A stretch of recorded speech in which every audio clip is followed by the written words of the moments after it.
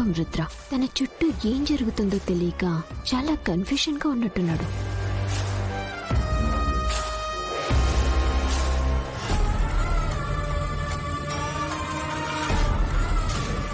రుద్ర, జరిగిందంతా తలుచుకుని బాధపడుతున్నావా?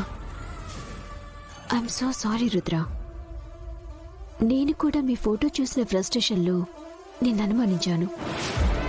నిజానికి నాది అనుమానం కాదు రుద్ర, నిన్ను పోగొట్టుకుంటానేమోనని భయం.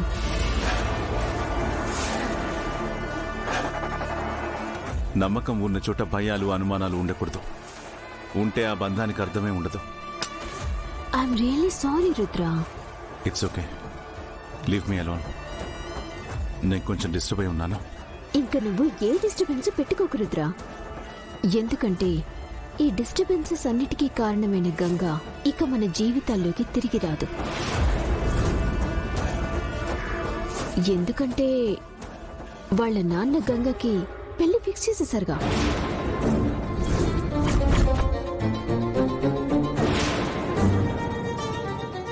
ఇంత సడన్ గా పెళ్ళేంటి? జరిగిన ఇష్యూ అలాంటిది కదా రుద్ర. గంగా వాళ్ళ నాన్న ఉన్న ప్లేస్ లో ఎవ్వరున్నా అలాగే చేస్తారు. పైగా లో క్లాస్ పీపుల్లో ఇలాంటివన్నీ చాలా పెద్ద మ్యాటర్. ఇలాంటి రూమర్స్ వస్తే వాళ్ళకి పెళ్లిళ్ళవ్వడం చాలా కష్టం. అందుకేనేమో ఇది వరకు పెళ్లి పీటల వరకు వచ్చి క్యాన్సిల్ అయిన మణి అనే అబ్బాయితోనే ఇప్పుడు గంగ పెళ్లి జరిపిస్తున్నారంట. వాట్? ఆ ఇడియట్ తో గంగ పెళ్ళా? చెప్పాను కదా రుద్ర, వాళ్ళకింకా వేరే చాయిసే లేదు. నీకొక విషయం చెప్పనా? గంగ పెళ్లి కూడా మన పెళ్లి రోజే, సేమ్ డే సేమ్ ముహూర్తం కూడా. 24th? ఆ రోజు మ్యాచ్ ఉంది కదా.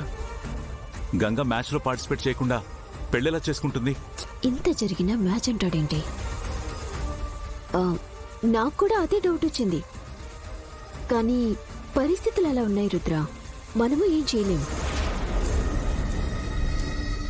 ఇంకా నువ్వు కూడా ఆ మ్యాచ్ సంగతి మర్చిపో. అలాంటి మ్యాచ్లు నీ కోసం నేను 100 గెలుస్తాను. ఇది నా గెలుపు కోసం కాదు పారు, తనలో టాలెంట్ ఉంది.